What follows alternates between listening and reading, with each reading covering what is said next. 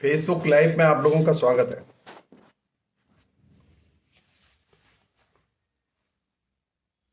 नरेंद्र मोदी के काशी यात्रा, और ये बिल्कुल वैसे ही जैसे कोई तीर्थ यात्रा करता है।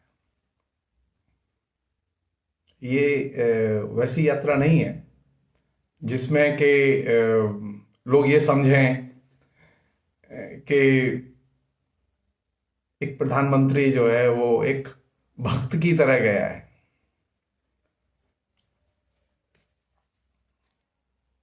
प्रधानमंत्री एक राजनेता की तरह गया है। कम से कम काशी विश्वनाथ के सामने तो प्रधानमंत्री के पद और उसकी गरिमा को एक किनारे रख के जाना चाहिए था।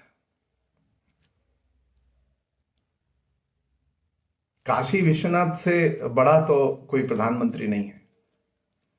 काशी विश्वनाथ से बड़ा प्रधानमंत्री का पद भी नहीं है।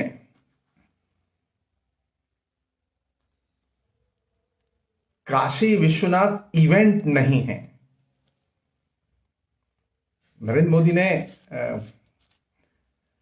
अब संयोग कहिए या दुर्योग कहिए, काशी विश्वनाथ को भी एक इवेंट बना दिया। पहले वो सोमनाथ को इवेंट बना चुके थे, उसके बाद में वो केदारनाथ को इवेंट बना चुके थे। यानी अब भगवान नहीं है। भगवान अब पूजा की चीज भी नहीं है, बल्कि भगवान इवेंट है। और भगवान इवेंट जब बनता है तो भगवान का आप भगवान और भक्त बीच का जो रिश्ता है उस रिश्ते को बदल देते हैं। हमारे यहां तो धार्मिक विमर्श है ही नहीं। या तो गीता पर प्रवचन होंगे, या श्रीमद् भागवत की कथा होगी, या रामायण पर प्रवचन होंगे, जिसे हम लोग मॉडर्न आधुनिक विमर्श कहते हैं, धार्मिक आधुनिक विमर्श कहते हैं। वो आधुनिक विमर्श तो हमारे यहां है ही नहीं।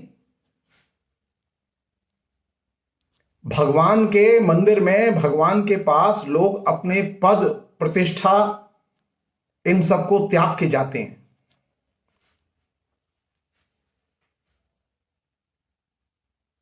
मेरी स्वयं की जो विरासत है, जिससे मैं जुड़ा हुआ हूं, वो शाक्तों की विरासत है।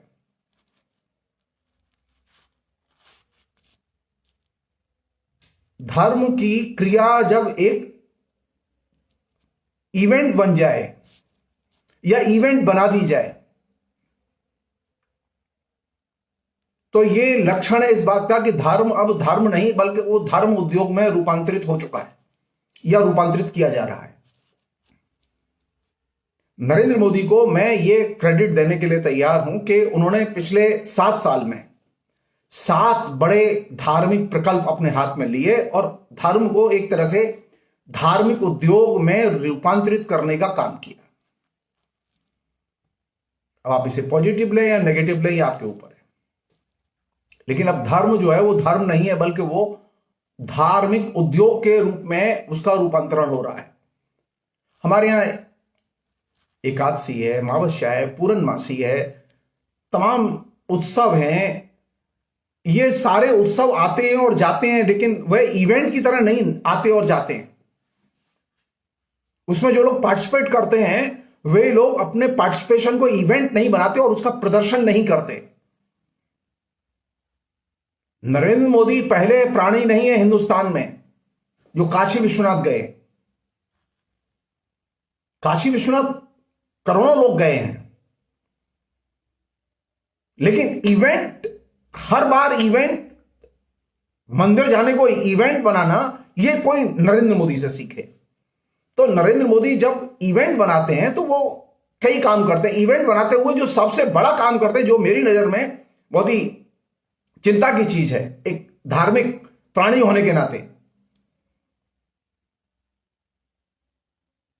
वो ये कि अब धर्म जो है वो धार्मिक उद्योग में रूपांतरित हो रहा है, जो कि सबसे बड़ी चुनौती है। धर्म जब धार्मिक उद्योग में रूपांतरित होगा तो फिर उसकी स्थिति एकदम भिन्न होगी और उसके प्रश्न भी एकदम भिन्न होंगे। ऑलरेडी इसकी एक जमीन तैयार पहले से देश में कथावाचकों ने, प्रवचनकर्ताओं ने, उन तमाम लोगों ने तैयार कर दी। उन्होंने जो रिलीजियस टेक्स्ट था उसको एक तरह से इंडस्ट्रियल टेक्स्ट के तौर पर कन्वर्ट कर दिया। यानी अब उसमें सरप्लस महत्वपूर्ण हो चुका है, और सरप्लस में भी आर्थिक सरप्लस। बहुत सारे लोगों को लगता होगा कि नरेंद्र मोदी जब जाते हैं तो वो पॉलिटिकल पर्पज, नरेंद्र मोदी का एक पॉलिटिकल पर्पज हो सकता है भी, लेकिन वह मेरा बुनियादी कंसर्न नहीं है। मेरा बुनियादी कंसर्न यह है कि नरेंद्र मोदी सुचिंतित ढंग से धर्म को धार्मिक उद्योग में रूपांतरित कर रहे हैं, और यह चिंता की चीज है।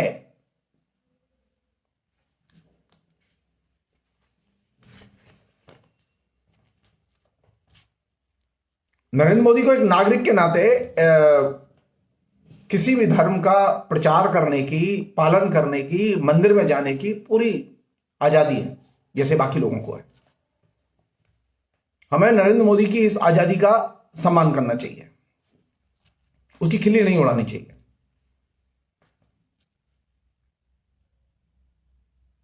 लेकिन अगर वहां चूक हो रही है तो उनका मूल्यांकन तो किया जाना चाहिए, विवेचन तो होना चाहिए। हिंदुस्तान का सबसे महंगा मंदिर केरल का,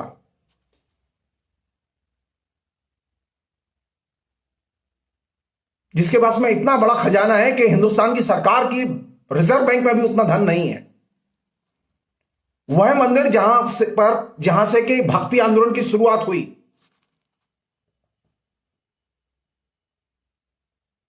उस मंदिर में भी जाते समय कोई भी व्यक्ति, वहां तरह तरह के लोग जाते हैं वहां दर्शन करने, मैं भी कई बार गया हूं, लेकिन मुझे ये देखकर एक चीज अच्छी लगी कि वहां वो इंडस्ट्री में कन्वर्ट नहीं हुआ। केरल सबसे विकसित, सबसे समृद्ध, सबसे अधिक शिक्षित राज्य है,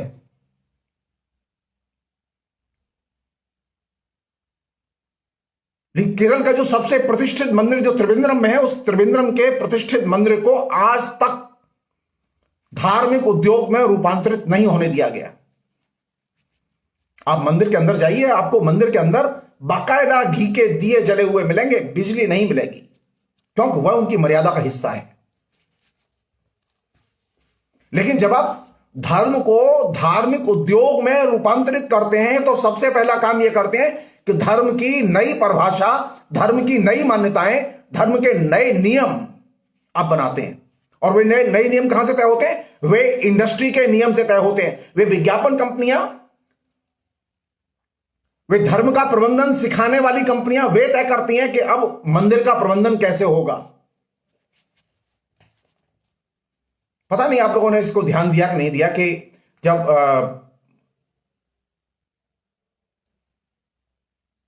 पीएम मोदी ने राम मंदिर का शिलान्यास किया तो उन्होंने शिलान्यास नहीं किया खाली, उन्होंने राम मंदिर को एक धार्मिक उद्योग में रूपांतरित करने का शिलान्यास किया,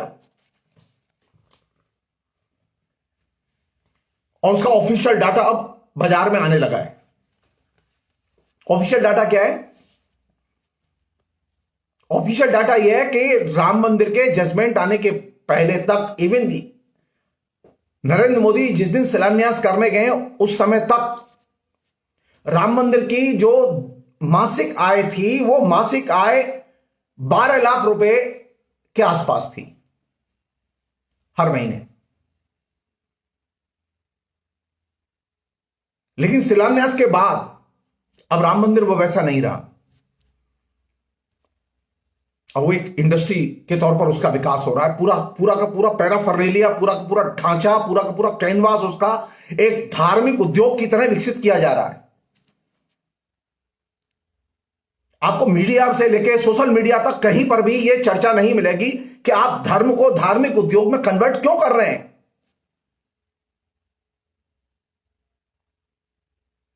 अब देखिए राम मंदिर की छलांग देखिए। जो राम मंदिर में नरेंद्र मोदी के जाने के पहले तक, इवेंट बनाने के पहले तक जो 12 लाख रुपए प्रतिमाह की चढ़ोतरी आती थी, अब वो चढ़ोतरी बढ़ के हर महीने चढ़ोतरी बढ़ रही है।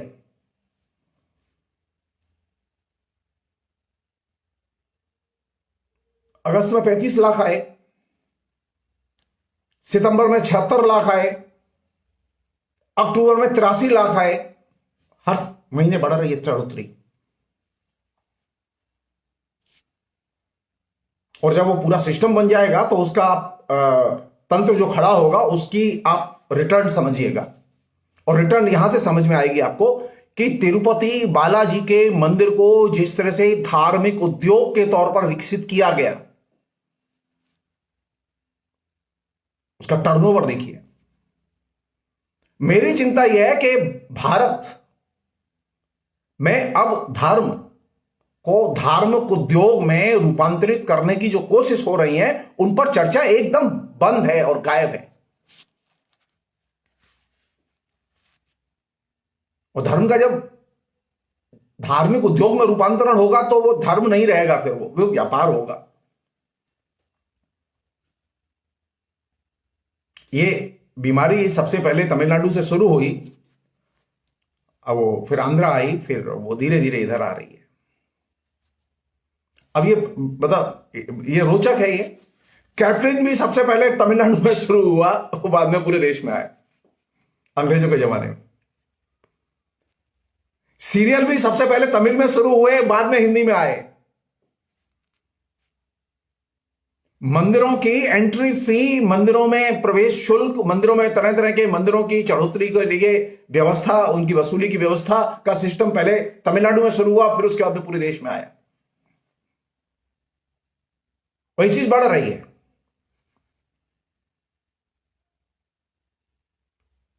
तो नरेंद्र मोदी ने काशी धाम सो कॉल्ड जो मॉडल विकसित किया है, उसका धर्म से कम धार्मिक उद्योग और उसकी मनोदशा से ज्यादा संबंध है। और जाहिर है कि नरेंद्र मोदी की उद्योग में कम, धार्मिक उद्योग में ज्यादा दिलचस्पी है। इसी वजह से उन्होंने पिछले 7 साल में 7 बड़े धार्मिक प्रकल्पों में पैसे निवेश किए हैं सरकार के।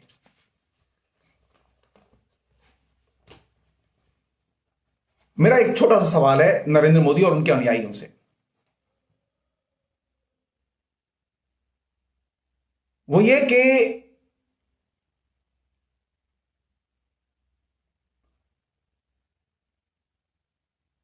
जब वो पूरी की पूरी इकोनॉमी कोलैप्स कर चुकी हो, उस समय इकोनॉमिक रिकवरी के प्रश्न पर, जो आर्थिक विध्वंस हुआ है उसको कैसे दुरुस्त किया जाए, इस पर ध्यान केंद्रित किया जाए, या धर्म को धार्मिक उद्योग के रूपांतरण पर ध्यान केंद्रित किया जाए, आध्यात्मिक विचारों के प्रचार पर ज्यादा केंद्रित किया जाए। क्या आध्यात्मिक विचारों के प्रचार से लोगों की आर्थिक दशा में सुधार आएगा? क्या काशी विश्वनाथ धाम जैसे, काशी धाम जैसे हर शहर में धाम बना दिए जाएं तो क्या उससे आर्थिक दशा सुधरेगी? जी नहीं, ये गलतफहमी है।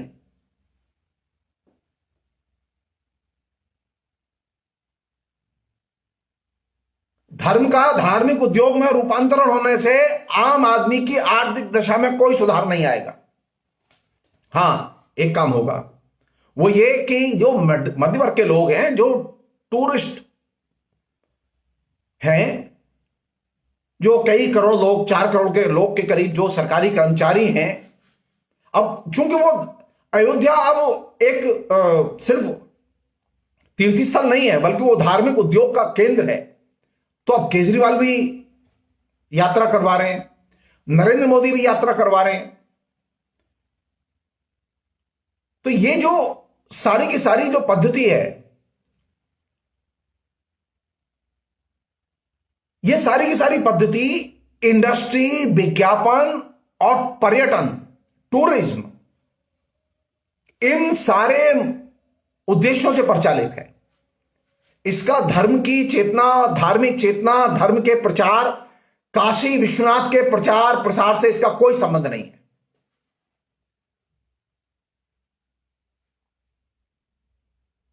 अगर काशी विश्वनाथ के प्रचार प्रसार से संबंध होता तो भक्त की तरह जाते, प्रधानमंत्री की तरह नहीं।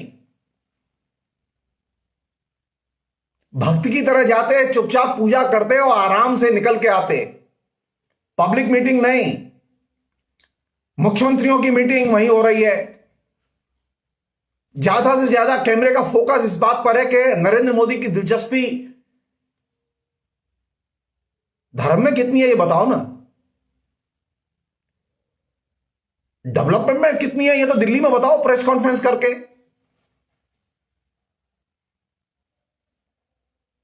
अगर उत्तर प्रदेश में कोई कारखाने का जिसमें कि 5,000 मजदूर काम करें, उद्घाटन करने नरेंद्र मोदी जाते तो मुझे बहुत खुशी होती और मैं मुझे बधाई देता। लेकिन मुझे अफसोस के साथ कहना पड़ रहा है कि पिछले 7 साल में 4 लाख से अधिक छोटे बड़े कारखाने बंद हुए हिंदुस्तान में, कंपनियां बंद हुई हिंदुस्तान में।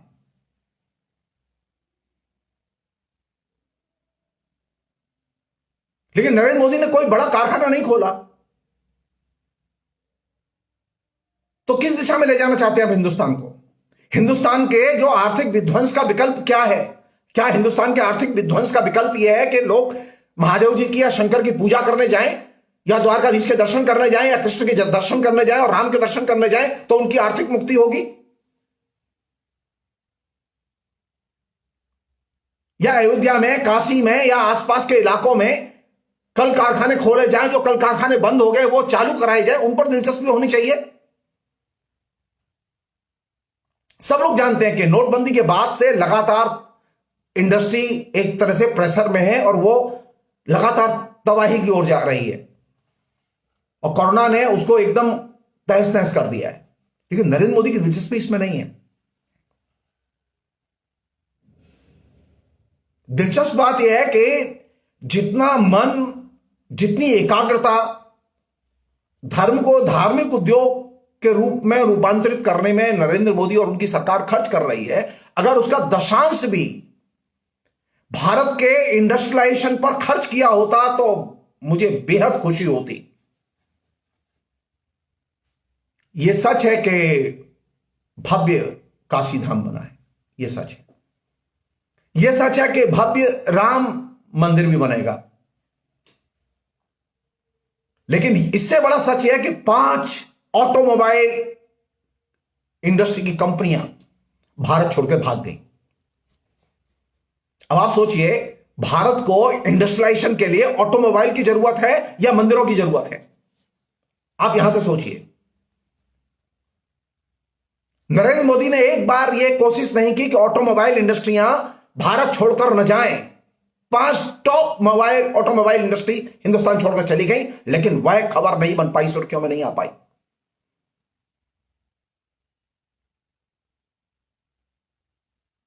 अस्सी करोड़ से अधिक लोग गरीबी की रेखा के नीचे ढकेल दिए गए हैं क्योंकि उन्हें अब राशन मिलता है, लेकिन यह कवरेज नहीं है। प्रश्न यह है कि आर्थिक विध्वंस जो समाज का हो रहा है, समाज के नागरिकों का हो रहा है, उस आर्थिक विध्वंस को हम केंद्र में लाएं या उस विध्वंस से आंखें बंद करके भगवान की तरफ देखें। जो लोग भगवान की पूजा करना चाहते हैं, मैं भी भगवान की पूजा करता हूं, मुझे कोई परेशानी नहीं है इससे, लेकिन जिंदगी कैसे चलेगी? आर्थिक विध्वंस के सवाल खड़े करने से या भगवान की पूजा के सवाल खड़े करने से? अगर भगवान की पूजा करने से दौलत आती हो तो सारा देश भगवान की पूजा कर रहा है, फिर इतनी गरीबी क्यों है?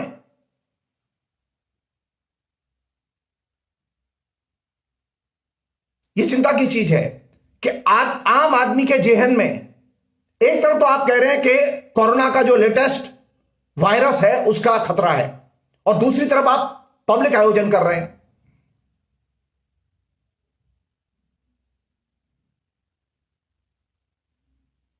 कौन सी चीज सच है? किस तरफ आदमी ध्यान देगा? आप जाके इंटरनेट पर जाइए, आप देखिए कि क्या ब्रिटेन का प्रधानमंत्री या फ्रांस का प्रधानमंत्री या राष्ट्रपति क्या कहीं किसी भी गिरजाघर में पैसा लगाने के लिए और लगवाने के लिए जाता है? नहीं जाता। भारत में जो राज्य है वो राज्य की उद्योग धंधे लगवाने में कोई रुचि नहीं है। उसकी रुचि किसमें? मंदिर कैसे खोले जाएं, मंदिर कैसे बनाए जाएं, भव्य से भव्य मंदिर बनाए जाएं। भारत के पूंजीपतियों की उद्योग में पैसा निवेश करने में दिलचस्पी नहीं है, वो विदेशों में पैसा निवेश कर रहे हैं, भारतीय बैंकों का लोन चुकता नहीं कर रहे, और वे मंदिर बनवाने के लिए वे दान दे रहे हैं खुल के।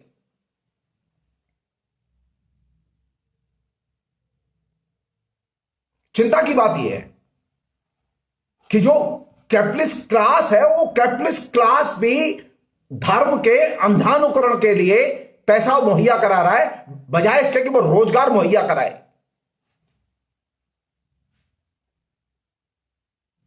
अंत में मैं जो दो तीन बात नरेंद्र मोदी ने कही है वहां, मैं उनको जरूर उठाना चाहूंगा। एक तो यह कि उन्होंने 3 सूत्र दिए। उनका कहना यह है कि 3 संकल्प के नाम से वो सारे अखबारों में और मीडिया में आए हैं। नरेंद्र मोदी का पहला संकल्प है स्वच्छता, सफाई।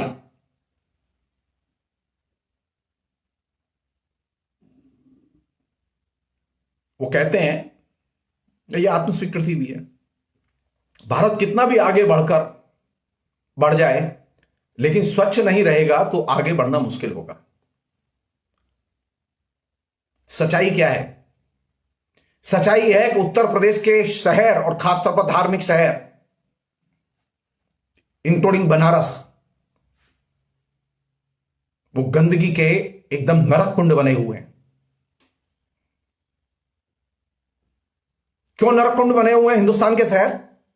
क्योंकि हिंदुस्तान में जो सरकारें हैं और राज्य सरकारें हैं, वे राज्य सरकारें स्थायी सफाई कर्मचारियों की नए सिरे से जो जरूरत है वो भर्ती नहीं करना चाहती। नरेंद्र मोदी अगर एक आदेश दे दें कि योगी सरकार उत्तर प्रदेश में 10 लाख सफाई कर्मचारियों की भर्ती करें, मैं बहुत खुश होऊंगा। स्वच्छता अपने आप पैदा होने वाली चीज नहीं है। स्वच्छता के लिए आदमी चाहिए, नेटवर्क चाहिए। आपके पास म्युनिसिपैलिटी है लेकिन लोग नहीं है। जितने शहर की सफाई के लिए लोग चाहिए उतने लोग नहीं है। मैं मथुरा में जहां रहता हूं, परम तीर्थ है विश्राम घाट, जहां मैं रहता हूं, उस विश्राम घाट के मुहाने पर बाकायदा दिन भर कूड़ा पड़ता रहता है और दिन भर कूड़ा उठाते रहते हैं लोग। इलाहाबाद की और बनारस की क्या दशा होगी मैं नहीं जानता, लेकिन मैं तमिलनाडु में मदुरई को देख के आया हूं। मैं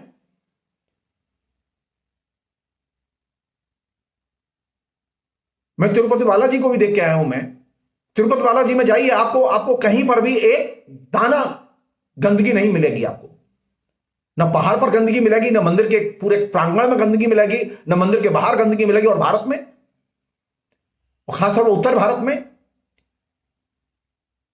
तो जो धार्मिक शहर है वे धार्मिक शहर तो गंदगी के नरक कुंड हैं। और अगर मेरी बात पे विश्वास ना हो तो आप सुबह आइए, आपको मैं मथुरा घुमाता हूं और मथुरा में गंदगी के दर्शन कराता हूं। तो स्वच्छता के लिए जो बेसिक जरूरत है वो ये इंफ्रास्ट्रक्चर की जरूरत है, और इंफ्रास्ट्रक्चर के लिए लोगों की जरूरत है कि कम से कम म्युनिसिपैलिटीज में सफाई कर्मचारियों की परमानेंट नियुक्तियां होनी चाहिए।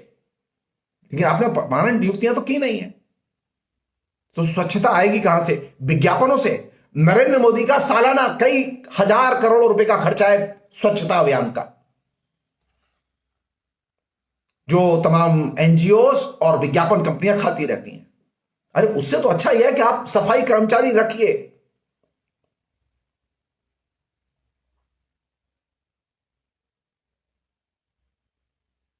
तो अगर नरेंद्र मोदी की बात मान ली जाए कि भारत कितना भी आगे बढ़ जाए लेकिन स्वच्छ नहीं रहेगा तो आगे बढ़ना मुश्किल होगा, तो नरेंद्र मोदी से हम यही कहना चाहते हैं कि उनकी बात अक्षर से सही है। भारत आगे नहीं बढ़ रहा है क्योंकि वो अभी भी गंदगी में है। 7 साल आपने हैवी प्रोपेगेंडा किया है, तकरीबन 4,500 करोड़ रुपया खर्च किया है स्वच्छता अभियान के ऊपर।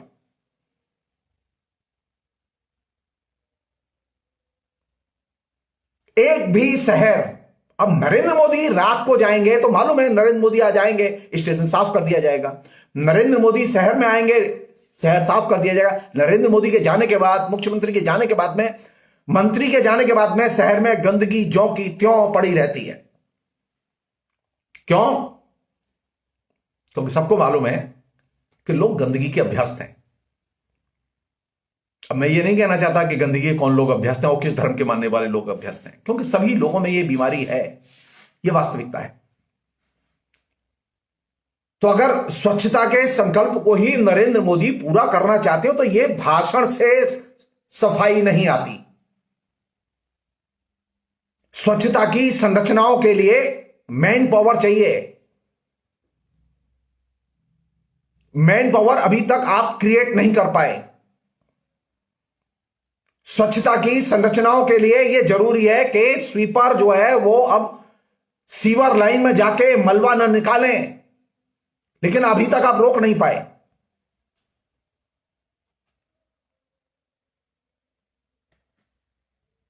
अनेक सीवर लाइन में मलबा निकालते हुए स्वीपर जो है वो हर साल अनेक स्वीपर मर जाते हैं। उनको किस तरह की और बीमारियां होती हैं हमें जानकारी नहीं है।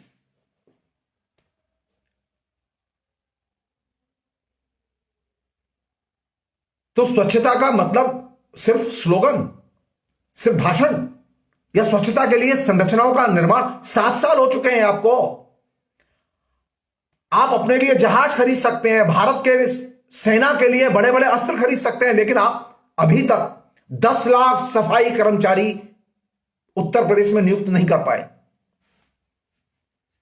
उत्तर प्रदेश साधारण शहर नहीं है, छोटे छोटे शहरों का राज्य नहीं है, विशाल राज्य हैं, विशाल जिले हैं। यहां 24 करोड़ से अधिक की आबादी है यहां। तो हमारे यहां म्यूनिसिपैलिटीज के पास में, पंचायतों के पास में सफाई कर्मचारी होते ही नहीं है पर्याप्त मात्रा में। तो स्वच्छता आएगी कहां से? प्रधानमंत्री ने भाषण दिया उससे सड़कें साफ हो जाएंगी? मेरी बात पे विश्वास ना हो तो आप कल जाइए बनारस और जाके देखिए आपको बनारस कैसा मिलेगा। प्रधानमंत्री जहां से गुजरे हैं वही जगह आपको कैसी मिलेगी। अब चूंकि प्रधानमंत्री इंडस्ट्री के तौर पर धर्म का विकास करना चाहते हैं तो थोड़ी हो सकता है मेंटेनेंस बेहतर हो। It's quite possible. प्रधानमंत्री ने एक और मजेदार बात कही वहां, जो दूसरा संकल्प, उनका दूसरा संकल्प क्या है? उनका दूसरा संकल्प है सृजन। पता नहीं प्रधानमंत्री अभी 47 के पहले रह रहे हैं या 47 के और भी पहले 17वीं शताब्दी में रह रहे हैं, मैं नहीं जानता उनका दिमाग कहां है। उन्होंने क्या कहा है वो बहुत ही मजेदार है। उन्होंने कहा है गुलामी के लंबे कालखंड में हमें ऐसा, कालखंड ने हमें ऐसा तोड़ा कि हम अपनी सृजनता भूल गए। अरे साहब,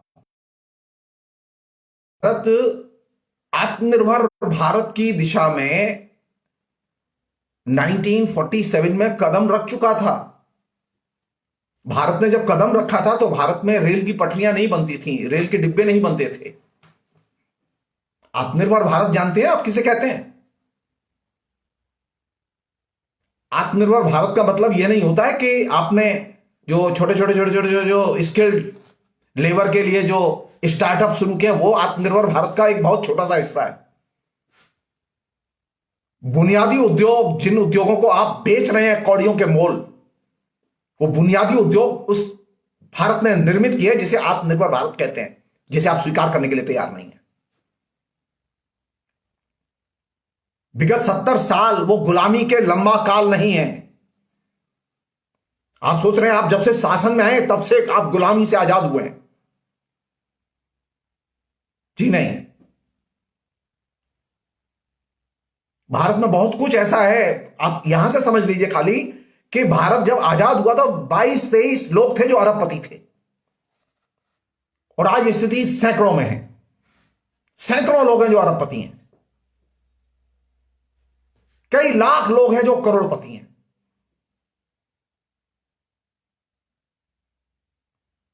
ये कहां से पैदा हुए? गुलामी से पैदा हुए। ये उस आत्मनिर्भर भारत ने पैदा किए। उस आत्मनिर्भर भारत ने मुसलमानों में बड़ी संख्या में मध्यवर्ग को पैदा किया, दलितों में बड़ी संख्या में मध्यवर्ग को पैदा किया, उसने बड़ी संख्या में खेतिहर मजदूरों में मध्य वर्ग को पैदा किया। और आज जो ये मध्य वर्ग की जो 30 करोड़ की आबादी दिखाई दे रही है, कहां से आई है? इस आत्मनिर्भर भारत ने ही पैदा की थी। आपके 7 साल के, नरेंद्र मोदी के 7 साल के शासन में,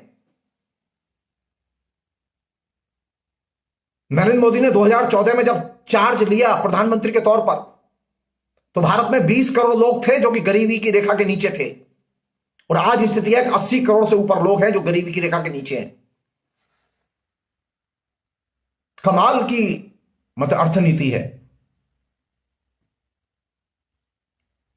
तो आर्थिक गुलामी में कौन ढकेल रहा है? नरेंद्र मोदी ढकेल रहे हैं या पहले ढकेले गए थे लोग?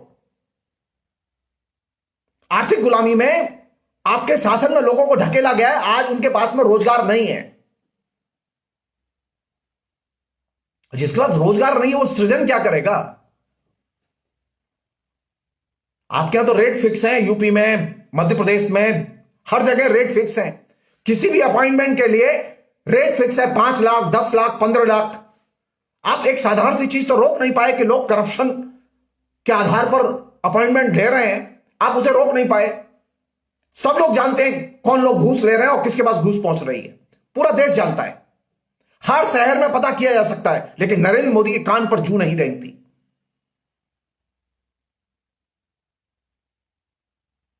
थर्ड चीज, और बहुत इंपॉर्टेंट चीज,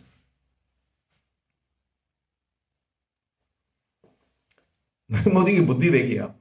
वो कह रहे हैं कि तीसरा सूत्र उनका वो ये कि आत्मनिर्भर भारत के लिए निरंतर प्रयास, थर्ड चीज। और इसमें जो इंपॉर्टेंट चीज कही उन्होंने कि ये जो लोकल फॉर वोकल की अपील करते हुए पीएम ने कहा कि हम अभी आजादी के अमृत काल में हैं। क्या करना चाहिए हमें?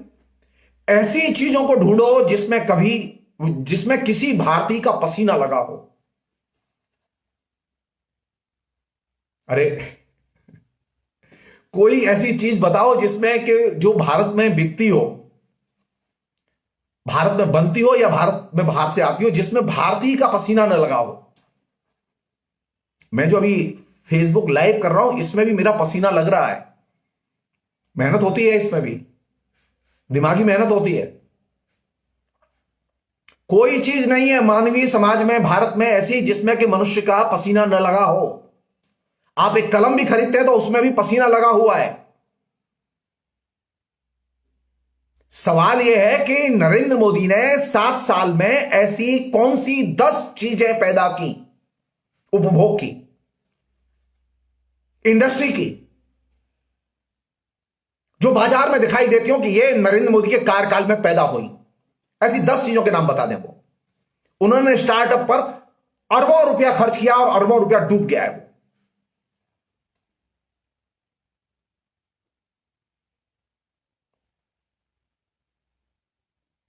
पसीने का मतलब समझते हैं आप? पसीने का मतलब मजदूरों के ऊपर फूल फेंकना नहीं है, मजदूरों के साथ में लंच करना नहीं है।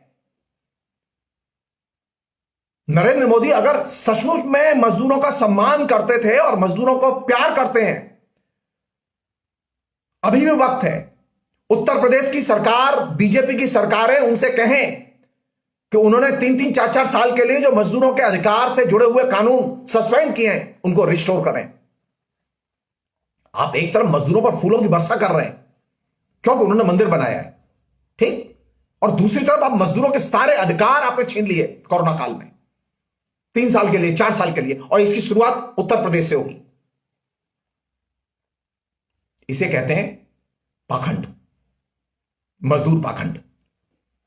एक धार्मिक पाखंड होता है, एक मजदूर पाखंड होता है।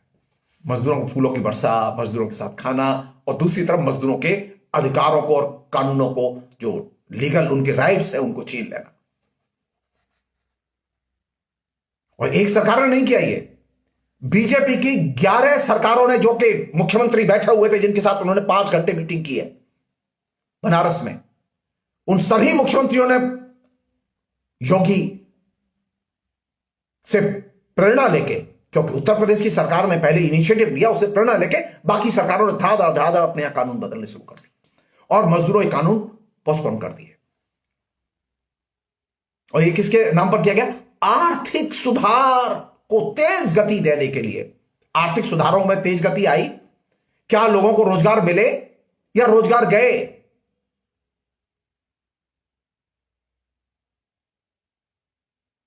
मजदूरों के अधिकार छिन गए लेकिन रोजगार नहीं आए।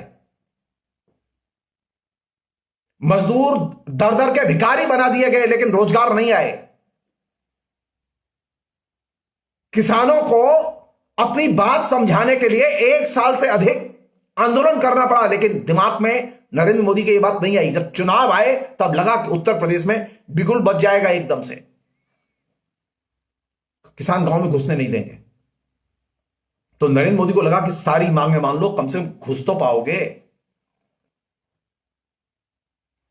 किसान आंदोलन ने एक शिक्षा दी है और सभी दलों के लिए, आर्थिक विध्वंस सबसे महत्वपूर्ण एजेंडा है हिंदुस्तान का। उस आर्थिक विध्वंस से हिंदुस्तान की जनता को बचाना सबसे पहली जिम्मेदारी है हमारी। किसानों ने आर्थिक विध्वंस से अपने को बचाते हुए 3 बिल और दूसरी समस्याओं पर जो आंदोलन किया, उसका एक परिणाम था कि सरकार पीछे हटी।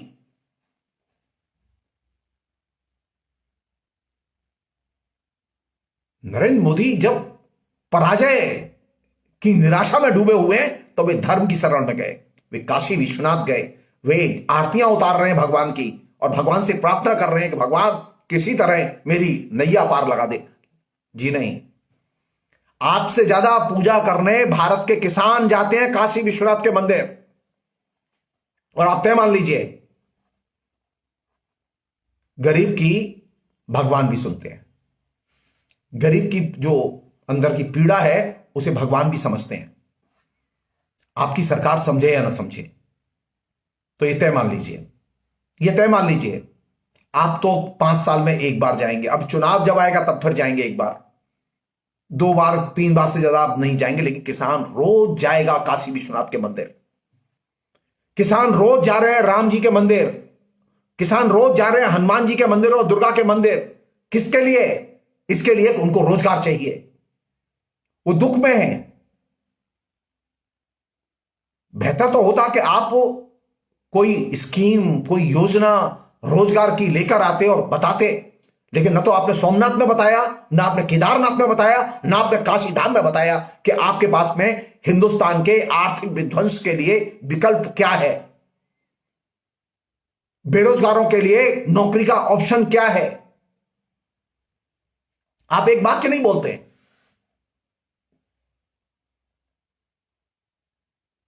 अरे औरंगजेब ने जितना तबाही मचाई थी उससे ज्यादा आर्थिक तबाही पिछले 7 साल में मची है आपके शासन में। और ये मैं नहीं कह रहा, ये रिजर्व बैंक की रिपोर्ट कह रही है। कौन लोग थे लुटेरे जो रिजर्व बैंक का पैसा लेकर चले गए, जिनके के कर्ज माफ कर दिए गए? 12 लाख करोड़ रुपए से अधिक के कर्ज माफ किए हैं आपने। 12 लाख करोड़ रुपए की तो लूट औरंगजेब ने भी नहीं की थी।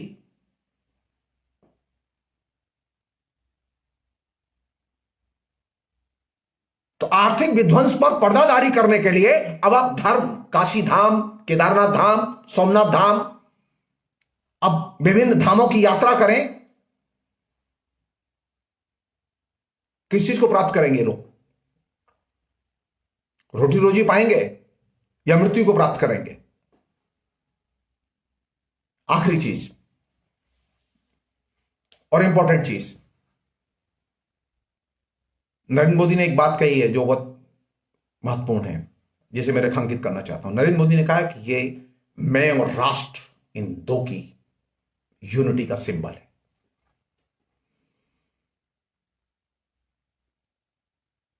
मैं मतलब नरेंद्र मोदी और मैं मतलब साधारण नागरिक भी और राष्ट्र, इसके साथ में मैं के साथ में वो राष्ट्र को जोड़कर पेश करते हैं अपने स्पीच में।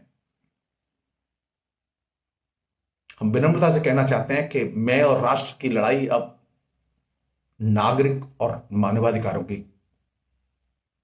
साथ है। मैं और राष्ट्र के साथ में जो लोग खड़े हुए हैं वे नागरिक और मानवाधिकारों के खिलाफ खड़े हुए हैं।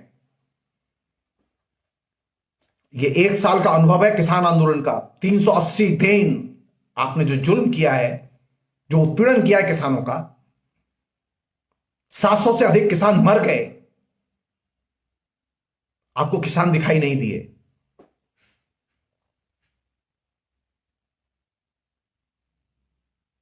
देश तब बचेगा जब हिंदुस्तान की जनता बचेगी।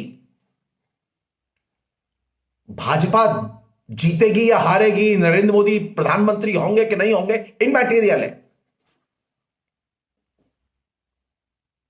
7 साल में देश कमजोर हुआ है, आर्थिक तौर पर कमजोर हुआ है, सामाजिक तौर पर कमजोर हुआ है, फिजिकली कमजोर हुआ है। जब लोग खाना ही नहीं खाएंगे, आप राशन फ्री में दे रहे हैं उसे, एक बार नहीं 4 बार दीजिए, लेकिन उसका पेट भरने वाला नहीं है राशन से, उसे रोजगार चाहिए।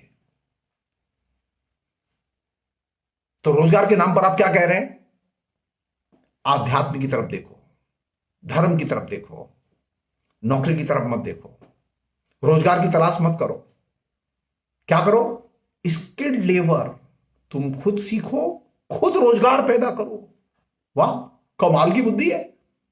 देश के प्रधानमंत्री बने थे तो कहा था 2 करोड़ लोगों को रोजगार दूंगा। जब प्रधानमंत्री बन गए तो कह रहे हैं कि नहीं, अब हम वह कला सिखाएंगे जिसमें बेरोजगार आदमी खुद रोजगार पैदा करेगा। 7 साल में तो आपने ऐसी कला किसी को सिखाई नहीं। अगर सिखाई होती तो 80 करोड़ लोगों को फ्री राशन नहीं बांट रहे होते आप।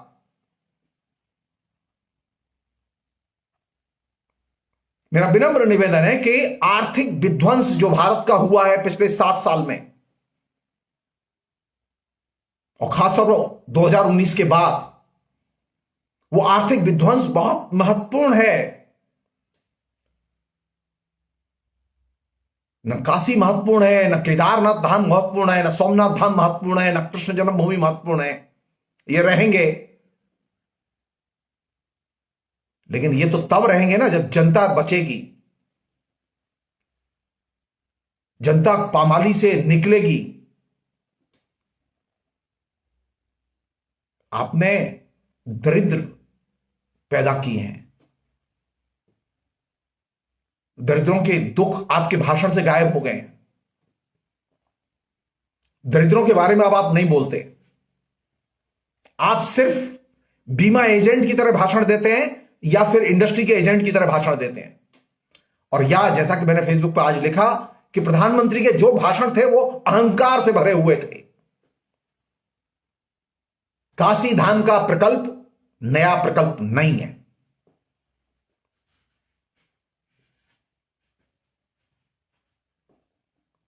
ये इंडस्ट्री का प्रकल्प है। ये ऑलरेडी मास्टर प्लान का हिस्सा था, जो मास्टर प्लान आज अगर आप पूरे देश में लागू कर दें तो आप देखिए फिर विध्वंस कितना होता है। आपने कभी सोचा क्या मास्टर प्लान लागू करते समय हिस्टोरिसिटी शहर की नष्ट कर रहे हैं? किसी शहर की ऐतिहासिकता नष्ट करना अपने आप में कितनी बड़ी कीमत अदा करना है। जब आप धर्म को धार्मिक उद्योग में कन्वर्ट करेंगे तो धर्म की ऐतिहासिकता नष्ट होगी, धार्मिक स्थानों की ऐतिहासिकता नष्ट होगी, और यही बनारस में हुआ है।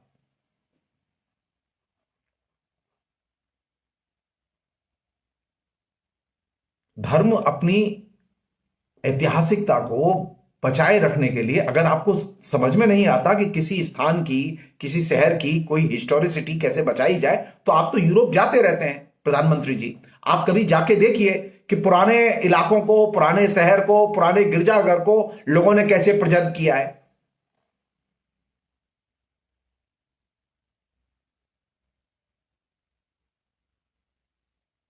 एक और चीज मैं कहना चाहता हूं, और बहुत विनम्रता से कहना चाहता हूं, अरे सेकुलर राष्ट्र है, ऐसा भी क्या प्रेम है हिंदू धर्म से? कभी कभी दूसरे धर्म को भी प्रेम करके दिखाइए। कभी किसी गिरजाघर को रिनोवेट कीजिए, कभी किसी मस्जिद को रिनोवेट कीजिए, कभी किसी बौद्ध मंदिर को रिनोवेट कीजिए, कभी किसी जैन मंदिर को रिनोवेट कीजिए। नहीं, कोई इच्छा नहीं। घूम फिर के खटोला कहां बिछेगा? सनातन धर्म और उसकी परंपराओं में। जिस सनातन धर्म की आलोचना नवजागरण के लोगों ने तीखे ढंग से की थी, विवेकानंद ने की, राजा राममोहन राय ने की, ईश्वरचंद विद्यासागर ने की, दयानंद सरस्वती ने की, तो आप लौटा के कहां ले जाना चाहते हैं हिंदुस्तान के समाज को? सनातन हिंदू धर्म की परंपराओं की मुखर आलोचना नवजागरण के पुरोधाओं ने की है और वे रचनाएं उपलब्ध हैं, आप निकाल के पढ़िए। आप लगातार वे काम कर रहे हैं जो कि सनातन धर्म की आलोचना में, उनके विरोध में काम कर रहे हैं। जो दयानंद सरस्वती ने किए काम, उसका विरोध कर रहे हैं आप। जो विवेकानंद ने काम किया, उसके एकदम विपरीत जा रहे हैं आप। राजा राम मोहन राय जैसा सोचते थे, आप एकदम उसके विपरीत जा रहे हैं। और आप कह रहे हैं कि हम आधुनिक, जी नहीं। हां, आप एक काम कर रहे हैं, जैसा कि मैंने आपसे कहा कि आप धर्म की ऐतिहासिकता और धर्म का धार्मिक उद्योग में रूपांतरण, धर्म की ऐतिहासिकता नष्ट कर रहे हैं और धर्म का धार्मिक उद्योग में रूपांतरण कर रहे हैं। और यह काम आप बहुत ही कौशल के साथ कर रहे हैं। इसमें हर्द लगे ना फटकरी रंग चौकोई चौको, क्योंकि आपकी कांट से कुछ खर्च नहीं होना है। हिंदुस्तान की जो गरीब जनता है, जो हम लोग टैक्स पेयर हैं, जो टैक्स देते हैं, कोई 20% टैक्स देता है, कोई 30% टैक्स देता है। मैं पूछना चाहता हूं कि हम लोगों ने कौन सा अपराध किया कि हमारे टैक्स के पैसे से मंदिर बनाए जाएं? हमारे टैक्स के पैसे से स्कूल क्यों नहीं बनाए जाएंगे? उत्तर प्रदेश की सरकार ने अगर 10,000 स्कूल, सरकारी स्कूल रिनोवेट करके खड़े किए होते तो मुझे बेहद खुशी होती। और आपका परंपरा में बहुत गहरा विश्वास है, तो मैं सिर्फ जानना चाहता हूं कि संस्कृत पाठशालाएं उत्तर प्रदेश में धड़ाधड़ क्यों बंद हो गई? मैं अकेले मथुरा की बता सकता हूं आपको, कम से कम 10 संस्कृत पाठशालाएं बंद हो चुकी हैं। सरकार आपकी है, तो आपका संस्कृत से प्रेम है, संस्कृत की परंपराओं से प्रेम है, आपका किससे प्रेम है? आपका शिक्षा से प्रेम है, आपका सिर्फ धर्म से, और धर्म को भी उद्योग में कन्वर्ट करने से प्रेम है, जिससे कि अधिक से अधिक मुनाफा अर्जित किया जाए। धर्म उपासना की चीज है, मुनाफा अर्जन की चीज नहीं है। और धर्म को अगर मुनाफा अर्जन की चीज बनाया जाएगा तो आप तय मान लीजिए, जनता को तो तकलीफें मिलेंगी, बेइंतहा तकलीफें मिलेंगी। याद कीजिए आंध्रा के उन किसानों को जो बड़े पैमाने पर आत्महत्या करके सबसे पहले मरे।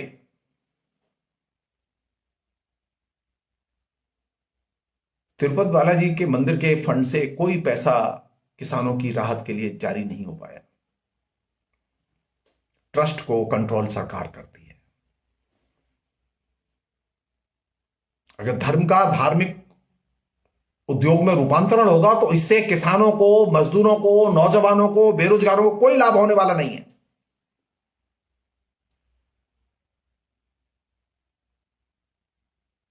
आप इतना सा करा दीजिए, आपका दलित प्रेम है ना, आप इतना ही सा करा दीजिए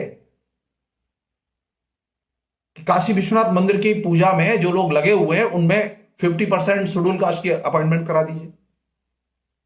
तमिलनाडु में मंदिरों में शेड्यूल कास्ट के अपॉइंटमेंट हो सकते हैं पुजारी के तौर पर, लेकिन काशी विश्वनाथ मंदिर में नहीं होंगे, राम मंदिर में नहीं होंगे। क्यों? पूजा का हक सिर्फ उनको है? जी नहीं। और आपको एक बात बता देता हूं, मैं हिंदी पढ़ाता रहा हूं, हिंदी का विद्यार्थी रहा हूं मैं। हिंदी में दलित भक्त रहे हैं, और वे भक्त ऐसे रहे हैं जिनका गोसाइयों से ऊपर दर्जा रहा है। अष्टछाप के कवियों में ऐसे भक्त कवि थे जिनका गोसाइयों से ऊपर दर्जा रहा है। और ये चीज तब थी जबकि उन्होंने सनातन धर्म की तीखी आलोचना विकसित की थी। आप तो सनातन धर्म को रिवाइव करना चाहते हैं, जिस सनातन धर्म की नवजागरण के पहले वैष्णव संप्रदाय के कवियों ने तीखी आलोचना विकसित की। सनातन हिंदू धर्म के विकास से धार्मिक कट्टरता बढ़ेगी, घटेगी नहीं। और आप लगातार धार्मिक कट्टरता जिनसे बढ़े उन दिशाओं को आप खोल रहे हैं, और यह बहुत खतरनाक चीज है। रोकिए इसे, ये मेरी मांग है, रोकिए इसे। मूर्ति पूजा की आलोचना की थी दयानंद सरस्वती ने, मूर्ति पूजा की आलोचना की थी विवेकानंद ने, लेकिन आप मूर्ति पूजा को प्रतिष्ठित कर रहे हैं। इससे देश पीछे जाएगा, आगे नहीं जाएगा।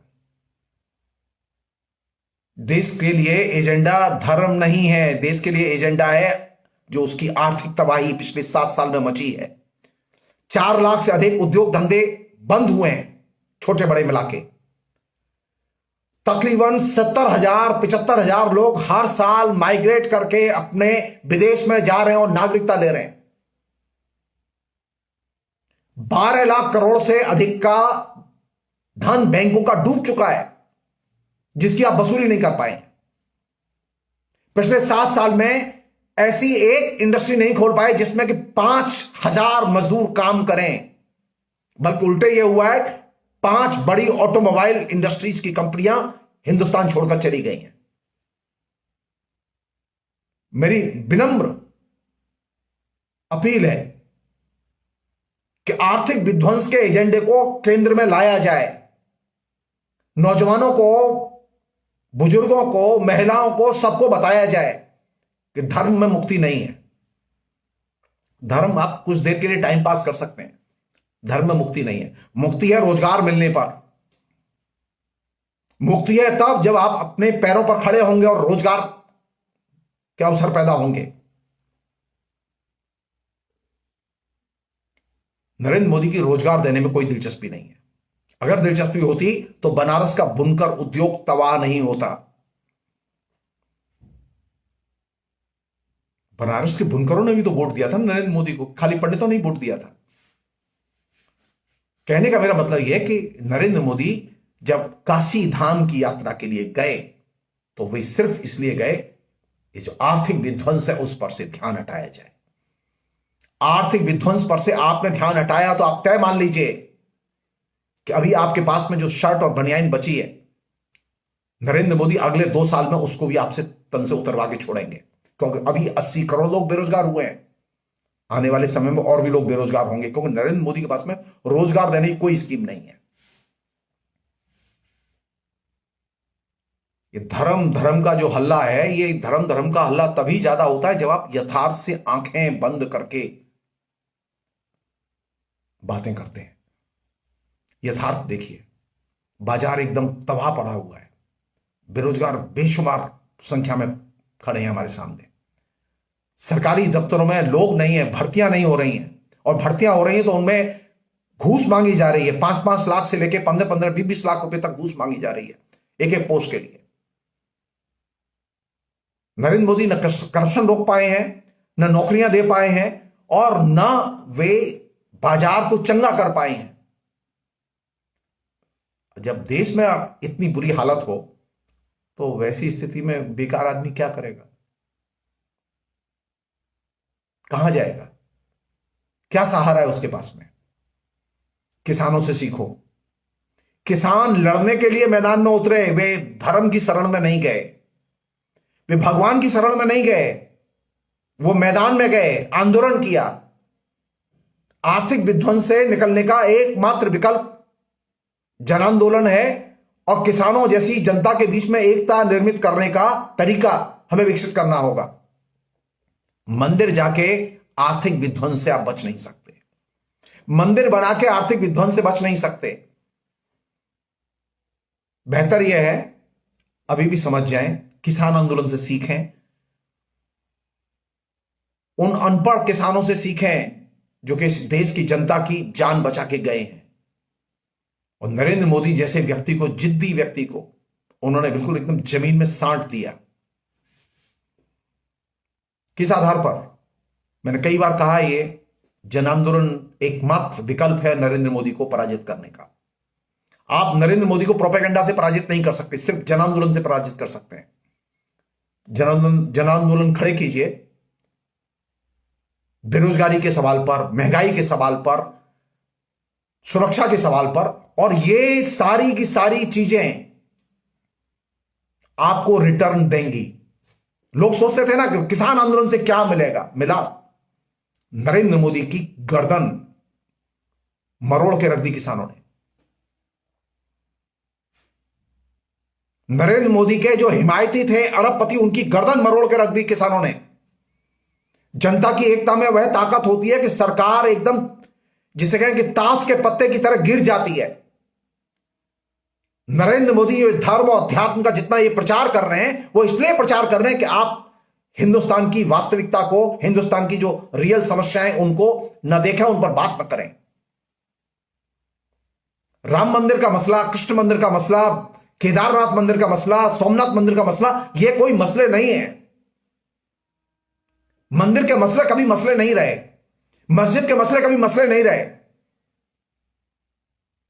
आधुनिक काल के मसले दूसरे हैं, जो हमारे सामूहिक मसले हैं।